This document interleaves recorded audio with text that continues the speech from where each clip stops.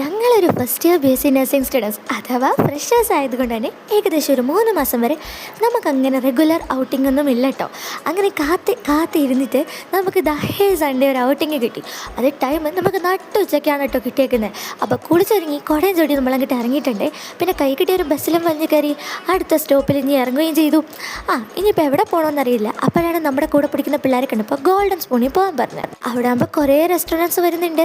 പക്ഷേ ഓൾമോസ്റ്റ് എല്ലാ കടകളും അടച്ചിട്ടൊക്കെയായിരുന്നു. മേ ബി സൺഡേ ആയതുകൊണ്ടായിരിക്കാം, അല്ലെങ്കിൽ ഈവനിങ് ആയിരിക്കും ഓപ്പൺ ആവുന്നത്. നമ്മളിവിടെ പുതിയതായതുകൊണ്ട് ഇതിനെപ്പറ്റിയൊന്നും നമുക്കറിയില്ലല്ലോ. പിന്നെ നമ്മൾ ഫോട്ടോ ഒക്കെ എടുത്തോണ്ടിരുന്നപ്പോൾ ബാക്കി രണ്ടാൾ പോയി കട കണ്ടുപിടിച്ചു എവിടുന്ന് ഫുഡ് കഴിക്കണമെന്ന്. പിന്നെ നമ്മൾ അവിടെ പോയിട്ടൊരു കോംബോ പാക്കൊക്കെ ഇങ്ങോട്ട് ഓർഡർ ചെയ്ത് പിന്നെ വെയിറ്റിംഗ് തുടങ്ങി.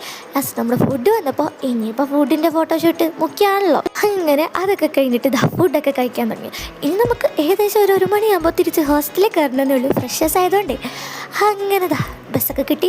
അങ്ങനെ സാധനങ്ങളൊക്കെ വാങ്ങിച്ച് ലാസ്റ്റ് ഹോസ്റ്റലിലേക്ക്